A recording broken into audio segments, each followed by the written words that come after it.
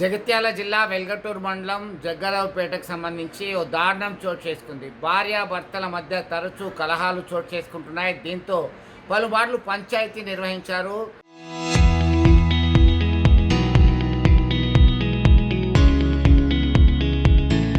తన కూతుర్ని నీ దగ్గర ఉంచేది లేదని కరాఖండగా చెప్తూ ఆ రాజవ్వ అనేటువంటి వృద్ధురాలు తన ఇంటికి తీసుకెళ్ళింది కూతురు పద్మను.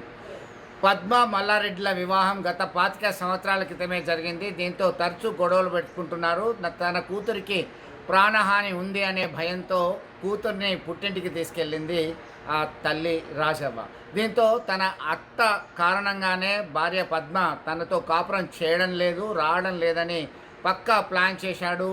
అత్తను హతమారిస్తే తన సమస్య తీరదు అని చెప్పి భావించిన అల్లుడు దుర్మార్గంగా ఆలోచించాడు. మెయిన్ గేట్ డోర్కి కరెంటు విద్యుత్ వైర్లు అమర్చాడు. దీంతో ఒక్కసారిగా డోర్ తీసినటువంటి రాజవ్వకి స్వల్ప గాయాలయ్యాయి. షాక్తో వారు ఇచ్చినటువంటి ఫిర్యాదు మేరకి వెల్గటూరు పోలీసులు మల్లారెడ్డిని అరెస్ట్ చేసి రిమాండ్ తరలించినటువంటి ఘటన కలకలం రేపుతుంది.